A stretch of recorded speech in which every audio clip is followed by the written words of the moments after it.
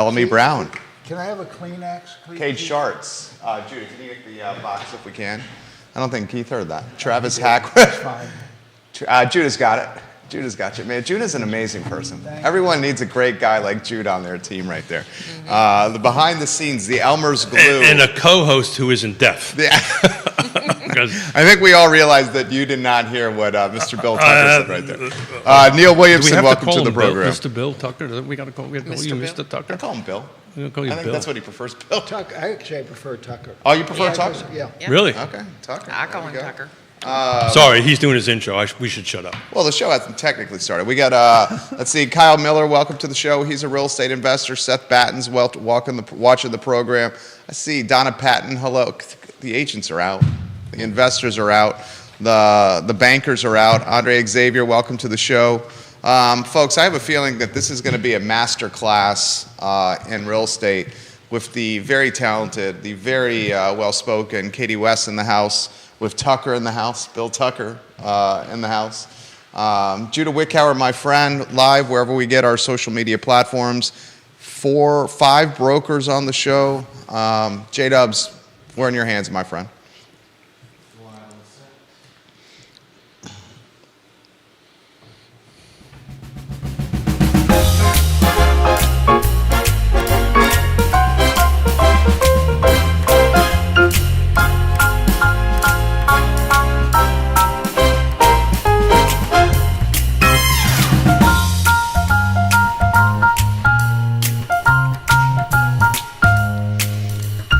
Good Friday morning, guys. My name is Jerry Miller, and thank you kindly for joining us on Real Talk with Keith Smith. We are live in downtown Charlottesville, our studio on Market Street in the Macklin Building, a show that airs wherever you get your social media and your podcasting content, a program that's dynamic where you, the viewer and listener, can help shape the conversation. We've been talking about decoupling of commissions and this National Association of Realtors settlement that has been the talk of real estate, certainly here in Charlottesville, Albemarle, and in Central Virginia. We have 2 folks on set today that need no introduction. Still, I'm going to make an introduction regardless or nevertheless. Katie West is in the house. I believe this is either her 2nd or 3rd rodeo on set and in studio of Charlottesville Settlement Company. Bill Tucker of Tucker Griffin Barnes is in the house. He likes to go by Tucker. I learned that today. Both these folks are the best at what they do, and I can say that with confidence and conviction. Judah Wickhauer, my friend, if you can go to the studio camera and welcome the always distinguished, the always affable and approachable Keith Smith. I pay him to say that. How are you, my friend? I'm doing great. Doing great. It's not raining out, folks. It's beautiful. This big yellow thing is out in the sky, and we're going to have a little bit of sun today. So I want to just kind of kick off a little bit and do a very brief PSA, public service announcement here, right? So Nicely done. you didn't like that, huh? Well, PSA for gentlemen over a certain age means something else. Completely something else. So I just wanted to clarify that we're going to do a public service announcement. Yeah, I just tightened up when you said that. Tucker. Yeah, we will talk about real estate. Or, turning cough. It could be. Do real estate. It could be. Okay, so let me Katie get back. says stay on point. Let me get to, because Smith goes sideways every once in a while. So let's get back to the public service announcement. I've had phone calls from multiple clients, multiple real estate agents, this clickbait that's out there that says all of a sudden on July something, homes are going to be 6% cheaper. Things are going to drastically change. And we're going to talk about this with the pros on the back end of it. But on the front end of it, commissions have always been negotiable, right? Nothing has changed there. But what has really changed is this decoupling. And what that means is that starting sometime in July, that the listing agent cannot put in the MLS how much the compensation will be for the buyer's broker. That does not mean it's going to go away. We were talking pre-production chat. Business has done this in 2022, and it hasn't gone away, right? It's been kind of stabled. So as an industry, as a community to move forward. There's three things that you should have always been able to do in my business.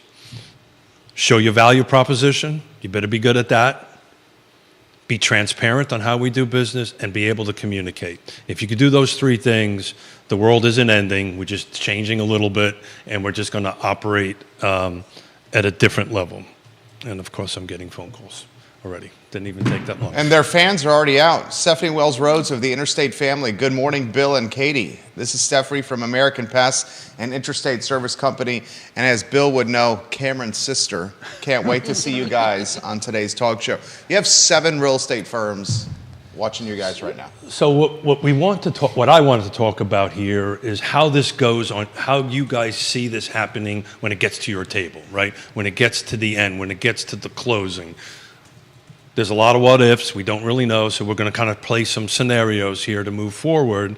But just quickly, from a high level, you guys are pros. You do a lot of transactions. What do you think come July when you have closings that are going to be different in July than today? Does that make any sense, that question? Sure, Keith. And one of the things I prefer think to be called it's- Smith, by the way. Smith? No, I'm only Keith. I'm only Keith, yeah.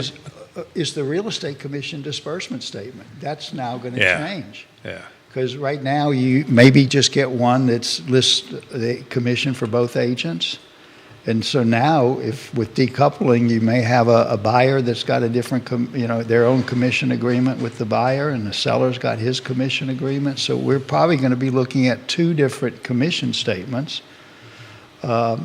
And we got to look at them carefully. In the past, sometimes we don't get them, and we just assume 6%. And typically, that's Back up for a second. You say you sometimes don't get them? yeah. I'm amazed that we don't. We Sometimes won't we close don't get without them. one. But Pardon? We won't close without yeah, one. There you go. none of us will. But That hearing aid picked that one up. but you've got to go ahead prior to closing and have a CD that you've approved with the lender. So you've got to guess at some number, even though you don't have the commission. We'll all wait to get the statement before we actually finish. But now it's going to be more important than ever that those statements come in from both agents. What if it's in the contract?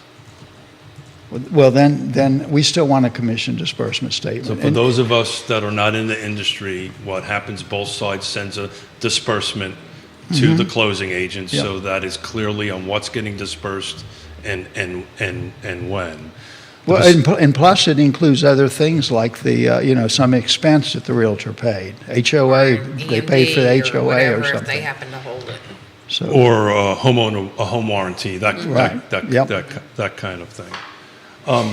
So the Pacific Northwest decoupled, and the way that they decoupled in 2022, and the way they did this, which we now do in the state of Virginia, have been doing it since 2012. There's a buyer-broker agreement, right?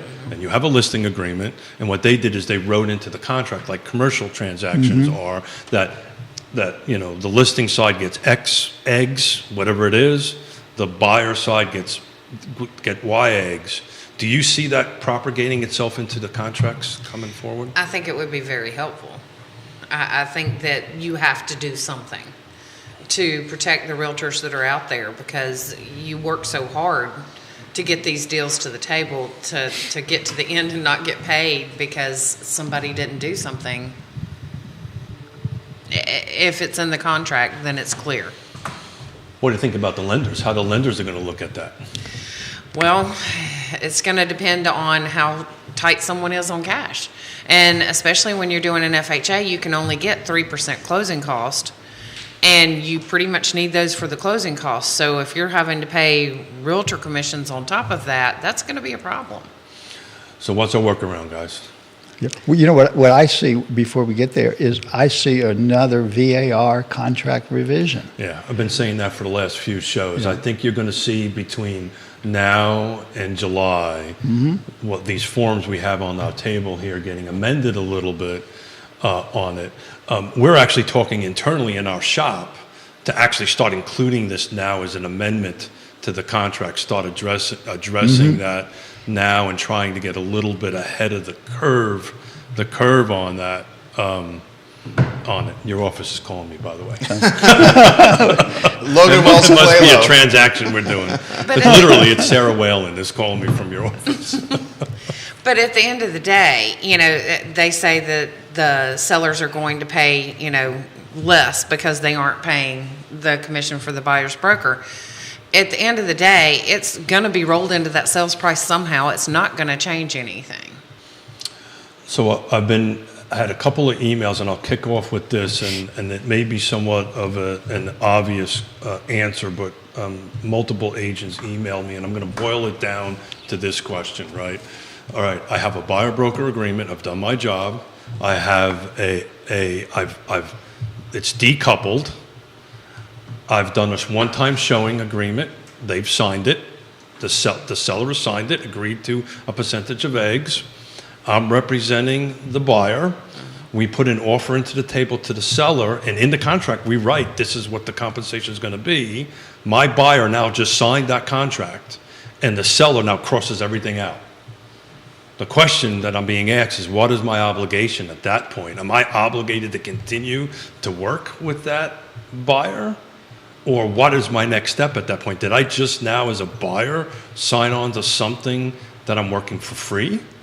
Does that make any sense? Constitute a counteroffer if they cross things out? Well, it is in the contract stage, but what Keith's worried about is, from the realtor standpoint, is they've got to still continue to represent their client. That's exactly right. Their 'Cause I've got ethics. this buyer broker agreement. I've agreed to this. Right. Right. But in your buyer broker agreement, won't it be changed to list that Well, there'll be it is. It's changed. and it's got a commission in it, It's saying changed. that I, the buyer, will pay you a 3% or whatever commission. What if they don't have it, right? Well, then they ought to be language in these, again, I'm talking about another revision, that would say, in the event that the seller doesn't pay commission to me, I agree as a buyer that I owe you a commission of X.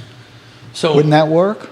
well, it's kind of in it already, right? It says that. So the buyer broker agreement, if you do it right, you'll have all this in it. Right. But it's a practical thing, right? You asked me to negotiate with Bill, right? We raised the price. We did what we needed to do. We negotiated it. We put it in that, and the contract is handed to Bill, and Bill crosses it out. But just like when the seller comes back and wants more earnest money, or changes the sales price, or refuses to include the refrigerator or whatever, that constitutes a counteroffer. So at that point, you have a counteroffer. I understand that, but now my buyer says, I want this house. I'm signing the contract. Right, but the buyer has also signed an agreement with you, the agent, to pay you a commission if he doesn't get one from the seller. So the buyer, when that counteroffer comes in, the buyer needs to understand that if the seller isn't going to pay any of the commission, I, the buyer, have already agreed to pay some in the buyer broker agreement. Value Right. proposition, you got to transparency and communication. Make sure the buyer understands what they've Yep. signed. But I see and these agents that have been emailing me see a possibility that I've committed to work to this person. This person doesn't have this money. They've just signed a contract because I've got to present that offer, even though it's a counter. I've got to present that, and that buyer signs it, and they don't have the money to pay me. Short of suing the buyer, which I don't see anybody doing, I've just worked for free. Or you're going to expect to get paid in the future because you've got a contract that's in writing that's valid for 5 years. Oh, explain that. Well, statute of limitations Got it. on a written document's 5 years. Yeah. So in that scenario, the buyer could compensate his representation after they've closed, moved into the house, and as cash flow or cash reserves have improved? Is that what you're saying? Well, sure, because again, there's this contract that I've agreed to pay you, the realtor, 3% or Make them whatever the sign a number note. is. That's an interesting wrinkle that hasn't been discussed right there. That and what you just said, the note. And the third thing, as I'm breaking off my old... Because that would help the buyers that are potentially cash strapped at closing, especially with the 3% down that Katie was talking about. Yeah. That's an interesting wrinkle. So right you would document No it- representation wants that, though. Yeah, you would document it with a promissory note, Yeah. is what I would do. So we get to that situation. Interesting. And the buyer wants to buy, can't pay us. We're going to do a promissory note. We're going to attach it to the property? Well, then no, I wouldn't do that because it's a deed of trust, and Yeah. that's But the lender's, promissory note lender would make probably them isn't pay going to you. be And happy what with is a that. promissory note worth? it's worth enough to go to court if There you you don't get Yeah, paid. you could get a So judgment. we're ending against up, we're them. ending up in court no matter what. Why couldn't you put it attached to the property in the second position? Well, you could, but you wouldn't want to record that right at this contemporaneously with the closing. Because that would scare off the lender. So Bill's 1,000% right, and we've been talking about this on the show for a while. VAR, Virginia Realtors, they need, and I'm sure they're doing this, I hope they are anyway, their lawyers are digging into this and what this new contract is going to look like to help avoid this exact example. I had literally 24 emails. agents Isn't another solution going to be down the road where the feds get involved and they say, we're going to include this buyer commission that the buyer has to pay as part of what we're going to allow under the mortgage? I agree 100%. I think you're going to see the regulators between now and then, and I'm working on a round table of lenders to talk about this, that I think you're 100% right. I think you're going to see all, and I think, look, I've been very critical of NAR, the way they handled this, and I've publicly said it. I've got literally dozens of agents calling me all upset about it. I think what they did smartly about it is give us time. So you've got till July, and I'll be honest with you, Bill, we're going to get a phone call from me in the next couple of days anyway. Might as well do it now. We're working on amendments and addendums to the contract now. We can't wait for that to happen, or may not happen. And we're really starting to tackle this. So we're going to have to buy some of your time to help us do that, or whoever you decide to use in your office. This is an interesting question that's come in from a real estate investor. What does the panel see or think are the top 3 most pressing challenges or hurdles that need to be cleared, say, in the next 6 months to 12 months? Ladies first. Great. Thank you, Tucker. I would say that between inventory and interest rates are our 2 biggest things, because both of those things are hurting the market as a whole, because the inventory is not there and the interest rates are so high and the prices are not going down. And I think and even when we have a break in the interest rates, then the prices are going to go up. So you're it's kind of a double-edged sword, so to speak. So really, inventory, I guess, is the big thing. Well, that at one point was a banned word on the set, inventory.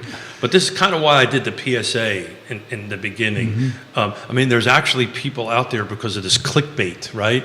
You know, that has this, prices are going to be reduced and all this stuff. But if you click on that and read the article, it's never about the percentage of vagues. It's always about the decoupling. It's always about something else. In the state of Virginia, really the only thing we need to focus on is the decoupling, because we have a buyer-broker agreement. That's been a requirement from 2012. I think what you said before, we've got the forms at the beginning when you're first meeting with your client, if it's a buyer or the seller, the forms have got to be signed, got to be cleared, and they've got to communicate to that seller or that buyer, this is what the expectations are, this is what you're agreeing to, and you may, end up owing me a commission because the seller may not be paying it. But it needs to be clearly communicated. And that's number 3 on my top 3 things, right? It's value prop, transparency, and be able to communicate to everybody and how to do that. Look, we've all worked through some very tough transactions together. Communication is always key, and how to get together. Yona wanted me to ask you this question, Bill, and I knew the answer to it, but I wanted to put it on the table. Back to the scenario that we did.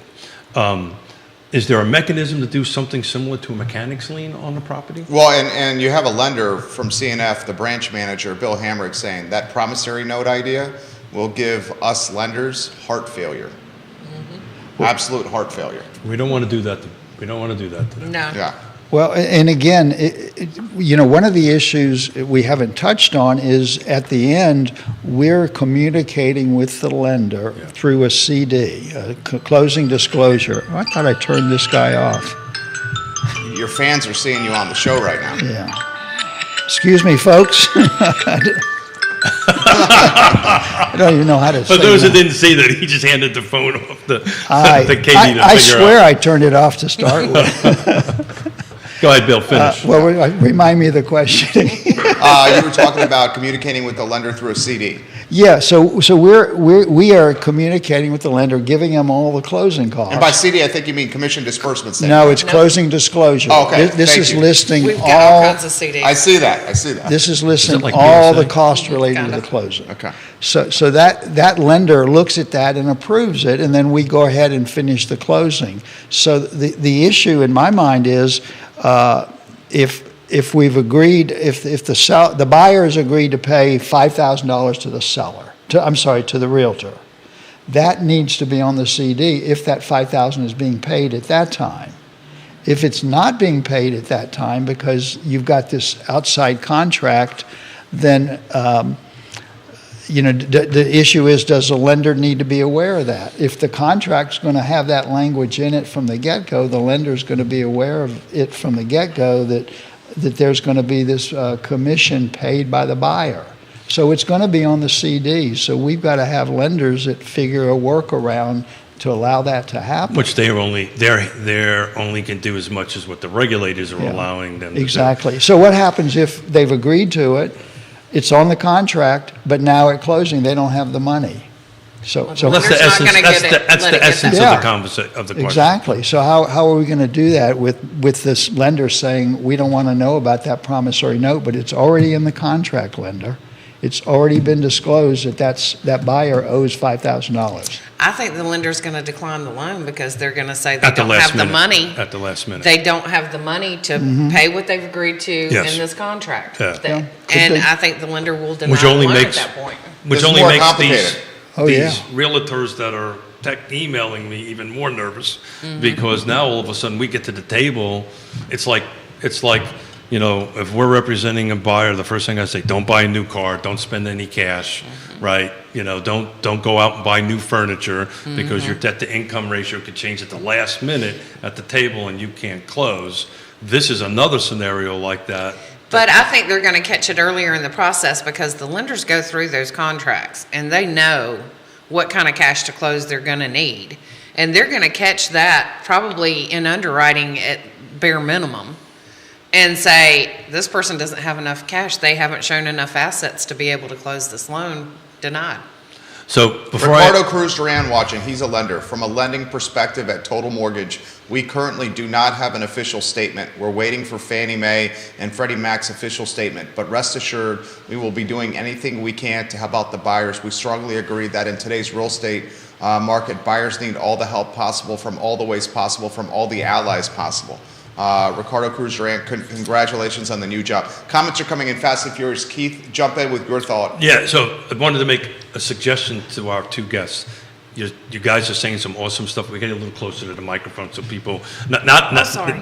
just a little closer, Bill, so people can hear you're a soft-spoken guy. You're not from Brooklyn and loud and obnoxious like me. So, you want to get a little closer to it. Richmond, Short Pump, Crozet, Go. Ivy, Keswick, Arlington, McLean, Northern Virginia, folks outside Nashville watching the program right now. This comment comes in from Danville, Travis Hey, Hackworth, Travis. about the inventory issue. We have the same in Danville like everywhere else. There's been a shortage of good housing stock that people want and doesn't require a lot of renovation. He talks about some of these projects finally coming online as well. This from a first-time home buyer. He says the promissory note, Jonathan watching the program, he's watching in Belmont. He says the promissory note is a good idea for those of us that are using all our money for our down payment and are stretched thin in today's market. The promissory note, though, is not something that's been discussed. How could I have this conversation with my representation and my lender? So you guys may be putting something here into the ecosystem of Central Virginia with this idea. Just prepare yourselves for this. Yeah. Sorry. No. I mean, that's what we're trying to do here. We're trying to, this is for people around a table, having a cup of coffee or a tea, trying to figure out how our world is going to start changing. We want to help people, right? This is what we do for a living, and we're just trying to get some good information out there. Yeah, but Keith, if you're the realtor, I'm going to counter my own idea for the promissory note. If you're the realtor and you've worked hard which we know you do to get this deal to close, and all you're going to get is a promissory note at the end and maybe a promise to be paid. Yeah, so and when you were That's a saying little it, my sketchy. thinking Yeah. was, this may end up just chalking off at the cost of business. Well, and to move add on. a little flavor to what Bill's saying, if you go down to payment in the future instead of payment at closing, are you then going to have a different contract in place where you get additional juice or more compensation because you're not getting it now? And I'm going to make things worse here. Because since Wednesday, I've been talking to high-producing agents out in the Pacific Northwest.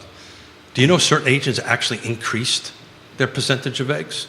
The really good, high-producing agents that can, and maybe it just thought of, maybe that's the reason they're doing it. Maybe there's a couple of deals that got left out at zero, and they're increasing that amount. But, I talked to a dozen, 3 or 4 of them said, look, I'm charging more than I was before. Well, if our client said, we're not going to pay you for the service, your hourly rate for the work you're doing now, we'll pay you 6 months from now, that would be a different level of compensation for our firm. So these agents are doing my 3 things. They're doing their value prop, they're transparent, they're communicating, and they're saying, and they've built up the trust, and people actually paying them more money than what the national average. And the question I wanted to ask Bill before we get back to the folks online, or both of you guys. So right now, I've got a for sale by owner, right? FSBO, that's what this is. The for sale by owner isn't paying my buyer's compensation agreement. I've got a buyer broker agreement with you. I've negotiated with the FSBO to put my percentage of eggs in there. It's in the contract. We put an addendum to the contract because I've done this before and I've gotten paid, right? And at the closing table, I get paid. How did that happen? Well, we're, again, if it's a VAR contract or a FSBO contract, we're reviewing the contract It and was realizing. a VAR. I put an addendum to the contract. Right. We but- increased. Yeah, the terms are in the contract about, usually the FSBO says there's no realtor involved, so there's no commission due anybody. But if you've been involved in it and you're built in a commission, it'll be in the contract, and we at the closing table will know to stick that. But these were lending situations, right? There, I was representing a buyer that was getting an FHA loan or whatever it was, and I think it ended up on the seller side of the CD, not necessarily. I don't. When the CDs first started, a lot of lenders only wanted to see the buyer's CD. Yes. But now it's universal that they want to see both sides, both CDs, buyers and sellers. Well, here's the thought. I mean, when it's a for sale by owner, you have to get an agreement with that seller before you actually show the house. That's just one-time showing agreement. We've got it. Maybe that's what you're going to have to do. Before you show houses, is the seller has to sign off on that agreement that they're going to pay your commission. Well, I am not going to show a house with a FSBO, and this is the. No, but I'm talking about even one that's listed. You're going to have your seller sign this before I'm going to show your house. Well, that's what this is. That's what this one-time showing document is. I know, So- but it's usually for FSBOs. I'm saying you're going to have to go to the listing agent and say, hey, I want to show the house, but I'm not doing it until your seller says he's going to pay me. But isn't that what got the industry into trouble in the first place? No, Isn't it's- that- no. It got in trouble because it was rolled into the MLS and nobody knew about this. This is now transparent, right? So I've been saying this on the show. We decoupled. It's no different than a FSBO. Bill is the listing agent. I'm going to show you Bill's house. I'm going to send this to Bill, who's the listing agent, and say, I will bring my client there. I need your client to sign this. Exactly. All right? And if they do, and it gets entered into the contract, then I think we're good. Okay, devil's Well- advocate. What if the seller will not sign it and the client still wants to see the house? Then I go back to my buyer because I got a buyer broker agreement and say, okay, buyer. You're now compensating me out of pocket. So we're going to be requiring every seller before a house gets shown to sign I this don't know. agreement. I mean, that's crazy. That is crazy. I know it's That is crazy, crazy. but, Yeah. That's but crazy. That drowns the seller's representation in paperwork. And I red tape. don't disagree with any of that. The point is, how are we going to do it, Coach? Right? Well, you said it was a FSBO.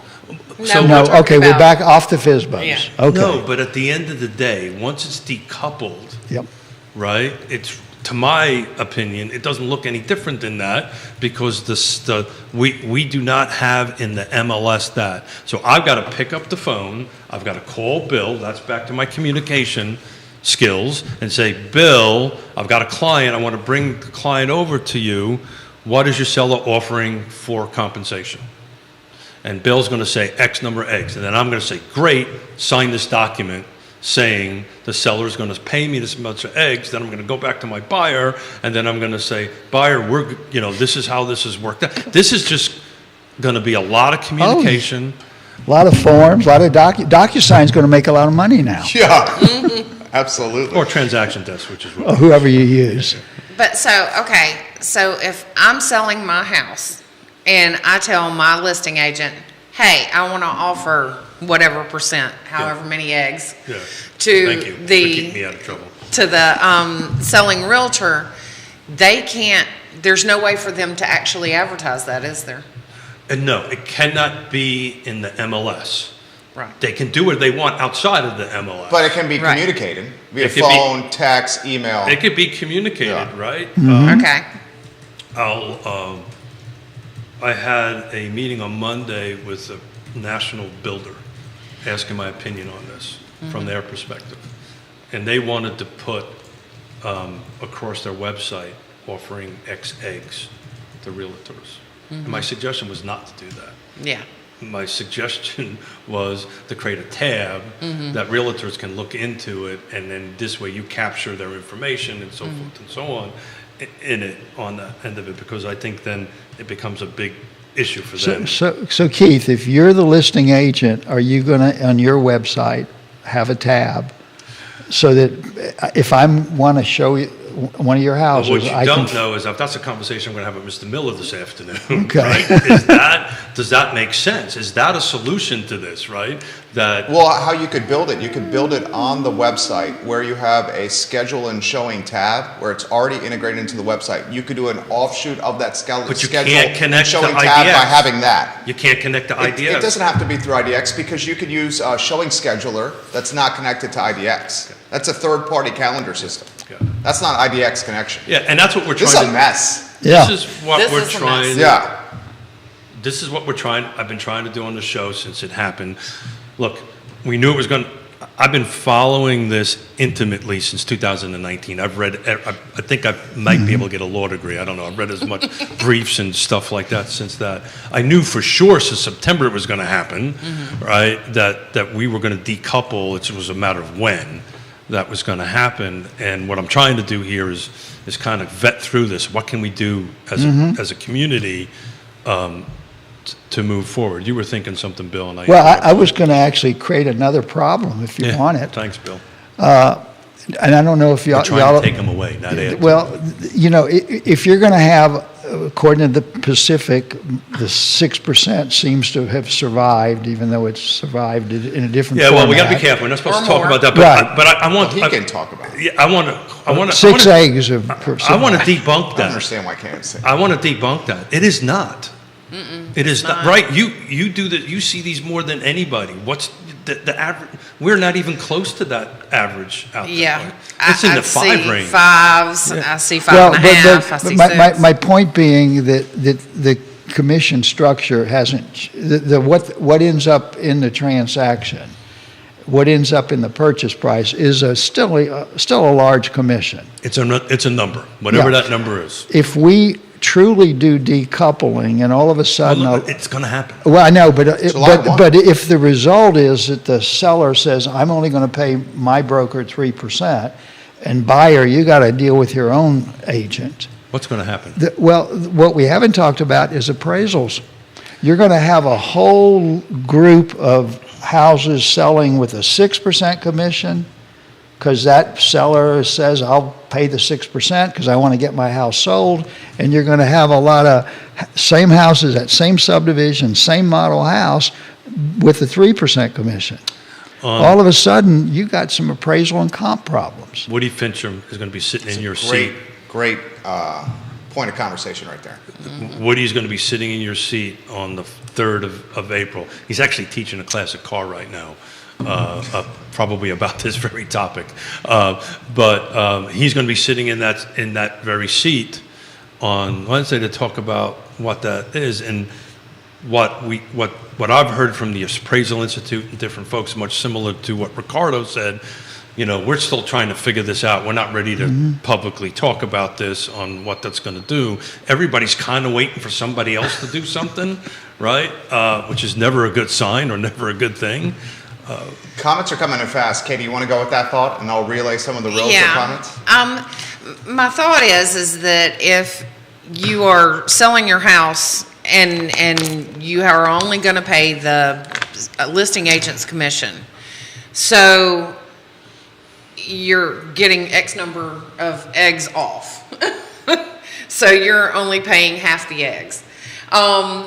So then what's going to happen is that then that buyer is going to ask for closing costs when maybe they wouldn't have, because they're trying to cover their realtor's costs. So at the end of the day, you as a seller are still paying the same thing. You're saying it evens out in the wash. Yeah. I'm going to give a real world example to that, but let's see if Bill wants to jump in and see if anybody. Oh, I got a lot. Yeah, Bill, you want to jump in? No, go ahead. Let's Okay. get some So comments. agents, let's go to the agents here.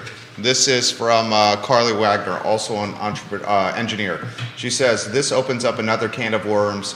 Listing agents are no longer required to promise the same commission to every seller's agent. And she also says, I believe the settlement also says that associations cannot endorse or support any type of third-party organized platform that advertises commissions. Okay, so you cannot use Showtime Scheduler for that, is what she's saying. Yeah, I've read it intently. It cannot be connected to the MLS any way, shape, or form. That doesn't mean that I can't create a website.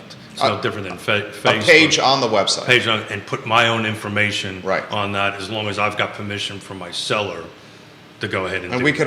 could easily build that into the And website. that cannot be connected in any way, shape, or form To the MLS. to the MLS. Or IDX or any other. IDX or anything like that. Paragon. So she's spot on that point. But there can be a separate standalone. It's no different than I send a postcard out and say, hey, whatever. Sarah Hill Buchensky, she's a realtor. What if the seller wants to pay different commission amounts to different buyers' agents? Oh, that's a great question. I don't know if you can do that. I'm not sure if that's discriminatory. What if the seller wants to pay different commission amounts to different buyers' agents? Why would that be Why would discriminatory? They Why is li- that just not business? What about if they had a realtor they just don't like because they had a bad experience and it's zero commission to review? I'm sorry, if somebody's selling my house, I'm gonna pay them what. Well, I'm going to stay away from that because that's a Donna Patton fair housing question. That is, I just tell you, if anybody wants to do that, that is a slippery slope because you didn't want to sell it to me because I'm a white male or Yeah, whatever. no. Yeah, that is, man, ooh, I think that's a You bit of a you don't think slippery it would be slope. okay, redheads get 3% and blondes get 2%? How about gray hair? Or about no hair? Or no hair on that. Yeah. One thing that I It's an interesting question, but man. Sure, there's so many questions and there's so many issues we're going to deal with. The good news is in our community, we've got a lot of experienced realtors, experienced settlement companies, experienced attorneys, the lenders, experienced lenders. We're going to figure it out and work it out. It seems like the end of the world is happening on July. It's because of all this clickbait and all the stuff that's out there, and my 80-some-odd-year-old mother calls me up and says, "Are you going to be okay?" And Do you think the Russians have done this? Right before the election. well, I stay away from the big politics.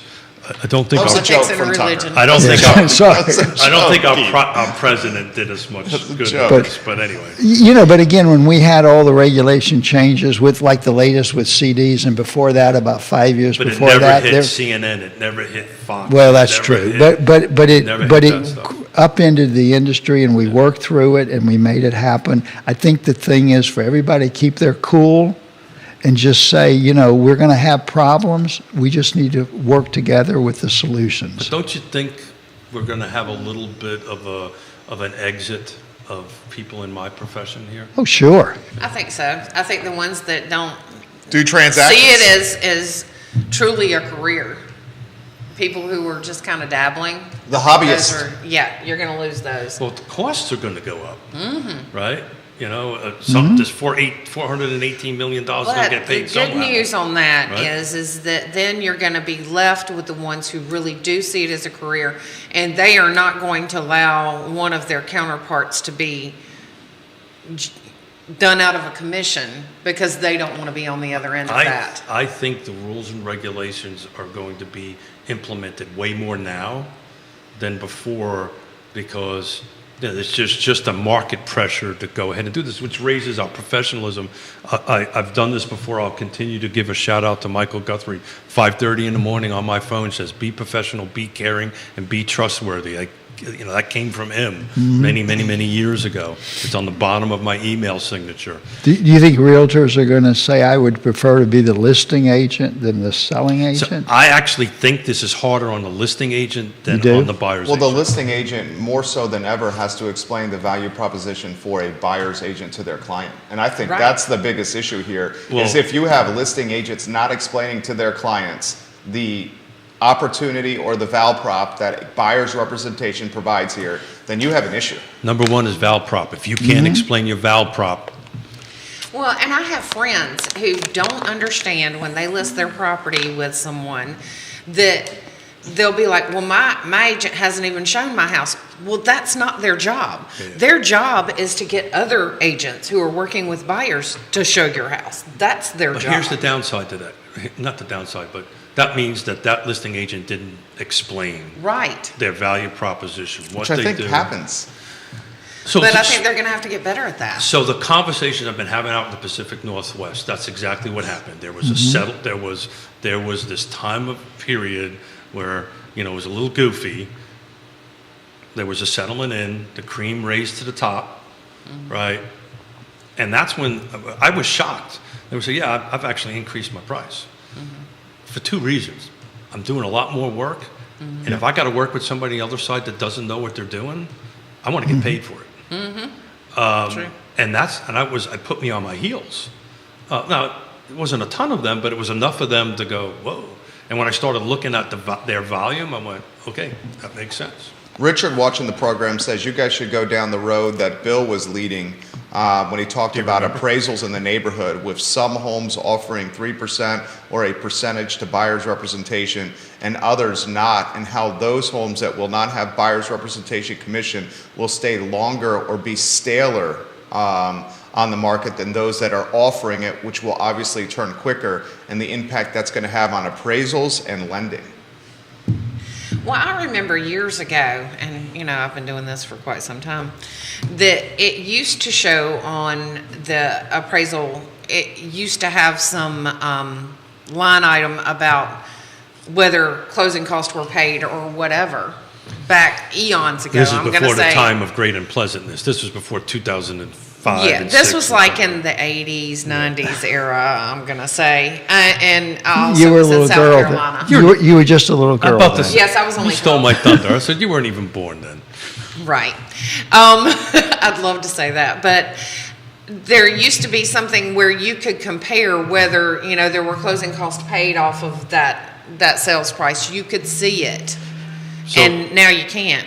So that person who chimed in, I'm inviting them back on the 3rd, because Yep. I'm going to have Woody Fincham here, and I'm working on trying to bring a lender in there. So any lenders that are listening to this, if you want to sit in either one of these chairs on the 3rd, please reach out to me. But that's the conversation we're going to have on the 3rd between an appraiser and a lender, and say, okay, let's talk about this from their perspective.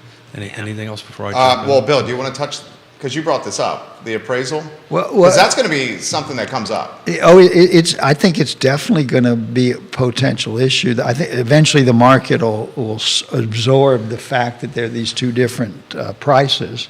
Well, I think the runway that we have between now and July, that's where my hope is. All these discussions are happening to clean up the contract, to clean up the buyer broker, whatever documentation that needs to get cleaned up so this runs smoother on July 1 or whatever date it is, to include the regulatory side, right? Because the appraisers are also regulated, right? They have rules that they must follow. Yep. And here's something for all you realtors out there, because we see it now. There is the contract was VAR contract was revised in, I can't remember when, March of 2023, and it's had a recent revision this year. We are amazed in my office how many contracts we're getting with the old 2023 form. So for all you realtors out there, once this last version gets created, make sure you get rid of all your old contracts and only use the new version. Otherwise, we'll have another mess. Well, and it gets even more complicated because of we're data sharing now with Bright, and we see Northern Virginia contracts all the time, Richmond contracts. So each region has their own different version of this contract. I'm not so sure there's going to be one uniform contract for the whole. Their state has about 6 different regional forms. What I tell all realtors when they come to me and ask me, I just got the Northern Virginia offer and I'm going to counter, and can you tell me what these clauses mean and these clauses? I said, nope, what you need to do is counter offer on our VAR form. Never accept an out of the area form, because we know what it means. We don't need to try to decipher what the Northern Virginia form means. But if you aren't going to counter, if you're just going to accept, then you got a problem. No, you counter it on our form with the same language. Yeah, well, I'll push back on that a little bit because it becomes a situation where we're trying to do the best interest of our client. I agree 100%. If you're not, that isn't the best interest of the client, because the representation knows that contract the best. That's what he's saying. Absolutely. So the thing is back to value proposition and be a professional, right?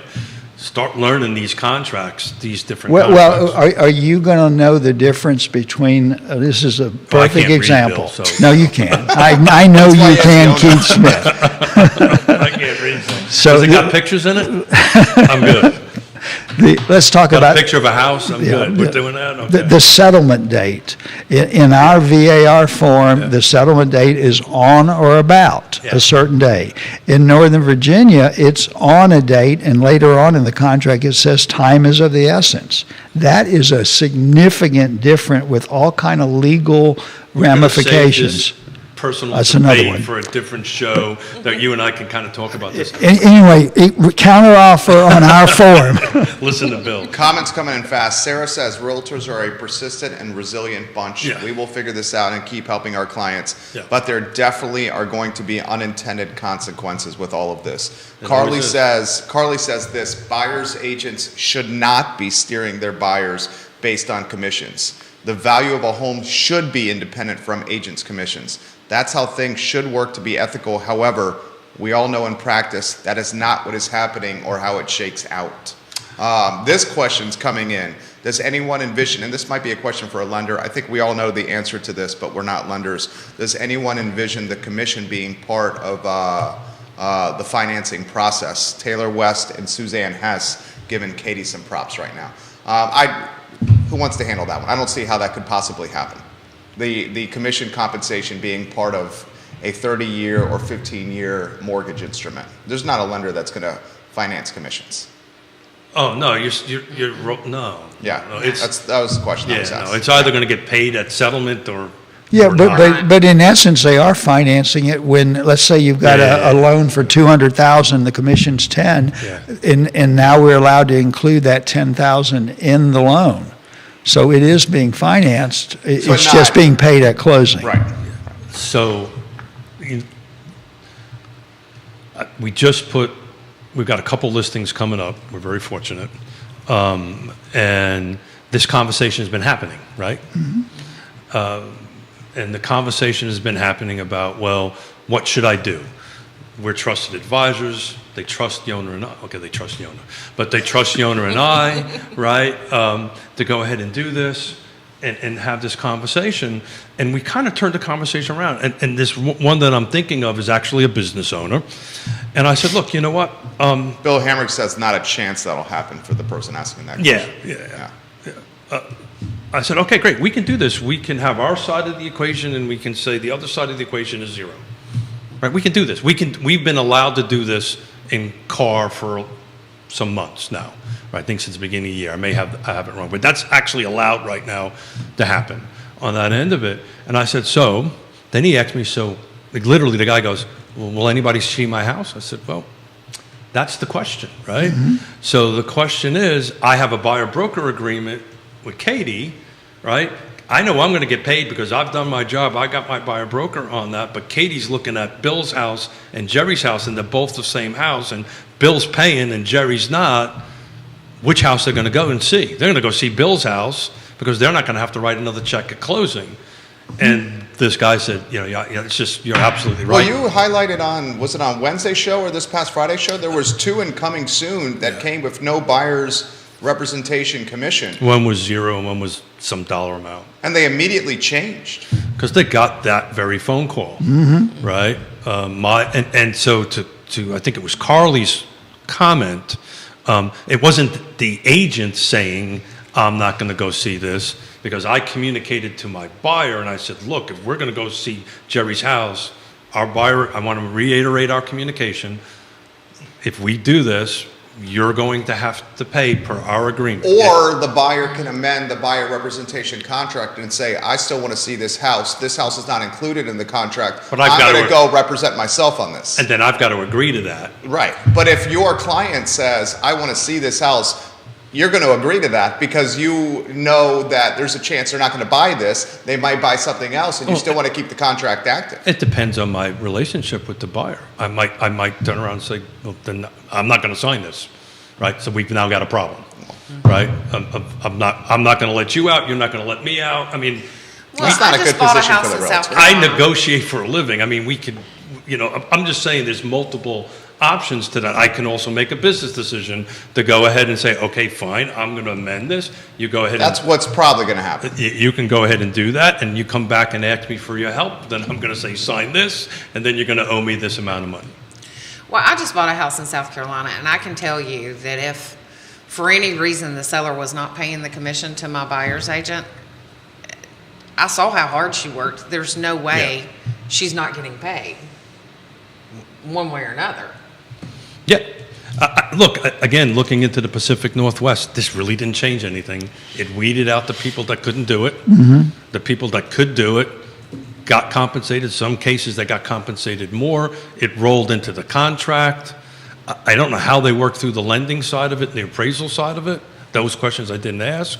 But business continued along. Another banker, another lender, in response to the commission being part of the instrument, the 30-year or the 15-year instrument. This is from Ricardo, who's responding to Bill and responding to us as a panel. So this is what I love about the show. We got 15 Facebook pages currently airing this program, and they're all responding on different pages to each other. Ricardo Cruz Duran says, hard to picture, however, it can be placed in a different section. Say from commissions to seller concessions,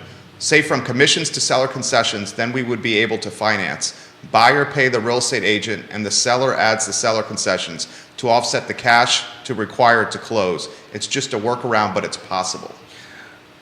I am confident that the regulators will get this nailed down before, because it probably won't impact the middle to the upper side of the market, right? If you're buying a $1 million+ house, you may or may not have that cash. It is going to impact whatever level of entry level we've got. The unfortunate thing is this impacts the early stage, the first-time home buyer, and early stage buyer the most, which stinks about this. And they're the ones that are already feeling the headwinds and hardship because of interest rates, tight inventory, and escalating values. This is another headwind that they have to navigate. Bill's going to find out about this. We're reselling our first. Did you talk to Kristen yesterday?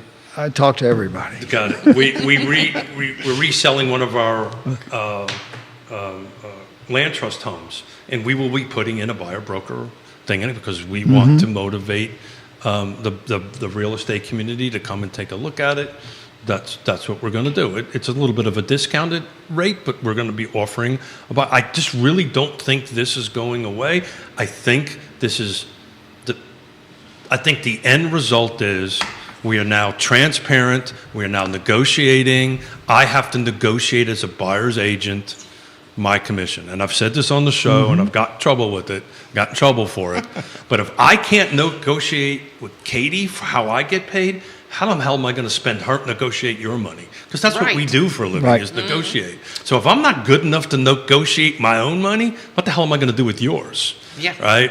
Carly pushing back a little bit on you here, Keith, and Oh, we should look. get Carly on the show. Carly's fantastic. She makes the shows better. She says perhaps sellers can opt to only accept contracts on standard VAR contracts, but then the next legal suit will be over the use of these forms and if they can be protected by copywriting, similar to the building codes, which now must be free to the public. Yeah. She says each contract can be unique. No legal doctrine says that a standard contract must be used. VAR copyrights their contract, and as we see more buyers without realtor representation, we will see more contracts and lawyers that need to review them to protect their clients, as realtors are not allowed to practice law in terms of reviewing contract language. So where her and I diverge is realtors will continue to be in it. It'll just be less realtors in the space, and the ones that are pros are just going to float up to the top. But to the point, there will have to be contract changes. Absolutely. Yeah, but I mean, we see contracts that somebody's lawyer has written that are not a standard contract all the time. We see contracts that two people have written between themselves. On a napkin. On a napkin, pretty much. And, so you're never going to have that every contract is exactly the same because it just doesn't happen that way. So I'm thinking about some of your conversation, back to your point, and a very dear friend and a smart guy told me this once. I'm not going to step over, pennies to pick up dollars, right? So what has happened with this particular case, the guy said, look, I want to offer. Well, you should step over pennies to pick up dollars. Yeah, you don't want to step I over got it dollars to backwards. pick up I got it pennies. backwards. We knew what you were I saying. would prefer to step over. So that's my dyslexia kicking in. You want to step over dollars to pick up nickels. I knew what you were saying. Yeah. I just wasn't going to Well, correct thank it. you for but correcting Jerry me. is. Yeah. Well, his job is to keep Smith from doing stupid stuff. So, and I tend to do it on my own very easily. So, look, we're getting close to our wrap up time here, and We got a lot of comments here. This is from a commercial broker, does residential as well. He's actually doing it, I think, in 2 states now. Scott Thorpe is doing it here, and is it Maryland as well, Scott? He says, will the MLS allow, quote, bonus, quote, statement to selling agent and agent notes with the new rules? For example, $10,000 bonus to selling agent. try that a little bit slower. So he says, will the MLS allow, he has it in air quotes, bonus. No, so anything to dollars and compensation at all will not be in the MLS, period, end of story. Now, that doesn't mean I can't negotiate it. You mentioned commercial, VAR has a commercial contract. It's page 5 of 10, number 11. There's a paragraph about how agents get paid. That's ultimately what's going to end up in the contract, Yep. right? And that's how it's going to go. Those of us have been around the boat long enough that remember the time of great unpleasantness that we're trying to sell something. What was sellers doing? They were offering more eggs. They Yes. were offering, the kitchen sink and a Ferrari. If you come The cars in the garage stay. remember that? I do remember that. I remember builders literally having a car in their house that if you buy the house, you get the car. You get the car. So this pendulum at some point is going to swing. I think it's a long way out. I think we're 5 or 10 years out before this inventory pendulum goes anywhere close to switching from a seller's market to a buyer's market. That doesn't mean individual micro markets might be there, but as an overall, we've got a long way to go. I think that needle's moving a little bit, but I mean, it's just a scotch on that end. Cameron Wells Marsh, she says, nothing but respect for Tucker. Great seeing him on air. She's watching the program right now. Hi, Cameron. The show is on fire right now. Keith, do you want anything else on the mind? You want me to get to No. more comments? We're over a lot of time, but I'll follow your lead on questions. How about this one? This is from a real estate investor. For Katie and Tucker, any other concerns that we have not covered that you think should be something we should be mindful of? I think there's enough out there that we've already talked about that we're all anticipating is going to be a problem. I'm sure there are other issues that we're going to deal with. But again, I just go back to the fact that this community will work together and we'll figure out how to do this. It may take, you may want to have a more experienced settlement company or an attorney involved in your closing. I guess that's a commercial. But Which one do you suggest, Bill? I know which one I suggest. You can say it. You're allowed to say it. Say Absolutely. it. You can. unfortunately, You're on the partner tab. You can go ahead and say it. I like both of them because I happen to have an interest in Charlottesville Settlement Company, but I compete with them too. But How does that work when Katie actually shuts your phone off when you hand the phone? How does that actually work? when we started, We help each other. when we started Charlottesville Settlement, just we would teasing go you. out, Katie and I, and talk to realtors about the Charlottesville Settlement and what services it offered, and then I would sit there and I would say, but I happen to compete with them, and I think you should always use an attorney for a closing. And Katie And I used would to always cringe. say, no, you shouldn't. Shannon Dagner giving you guys some props. Tom Poole giving you guys some props here. I mean, I see 8 different firms on the show. I mean, how many real estate firms are in? I mean, 8's quite a bit here. You got a slide to close her down here that I you don't can have a put on slide to screen? close it down, but if you don't mind putting that up, and I handed this to everybody. Thank you, Judah. So since the announcement of the settlement on March 15th, every day I look at what comes on the market active, and I just take a look at who's offering 3 eggs, 2.7 eggs, 2.5, 2.2, or 2 eggs, right? And the total number of listings. So, and I want to track that. I'm tracking that between now and July 1, right? To see what really is happening with the percentage of eggs that are being offered. And I can tell you in the 2-week period, because we're exactly 2 weeks away from the announcement, 67% of the 173 new listings in the car footprint are offering 3 eggs. The next closest is 2.5 eggs, back to your 5% you've been talking, 5 eggs you've been talking about, is at 25%. There is nothing that's been posted since the 15th that is below 2 eggs. So out Pacific Northwest, how they track this, I was asked this question the other day, how they track this in their MLS, in the back end of their MLS, they're requiring agents to put in commission structures, not to the public, it's only available to the agents to see what it is. They're averaging 2.51% of an egg. And I think that's where we're gonna, the market is going to adjust itself, but but when we get here on July 1, before it goes away, I'm really curious to see what the average is going to be. Fantastic program, guys. For all those that made the program better by offering commentary and questions for the panel, thank you kindly. It's a holiday weekend for all those that celebrate. Enjoy it with friends and family. Keith Smith, fantastic panel for you. Thank you kindly for putting this together. I need to get out of here and go do Stations of the Cross at 12 o'clock. RealTalkWithKeithSmith.com, the website. Click the partner tab, and you will see the trusted advisors that you can count on to get you to closing and beyond in real estate. RealTalkWithKeithSmith.com, the partners tab. For Judah Wickhauer, who handles everything behind the scenes, the Elmer's glue of this operation. Thank you, Judah Wickhauer. This is the program. Find it online or wherever you get your podcasting content. So long, everybody. Thanks, guys. Thank you. Well done. All right. Thank you.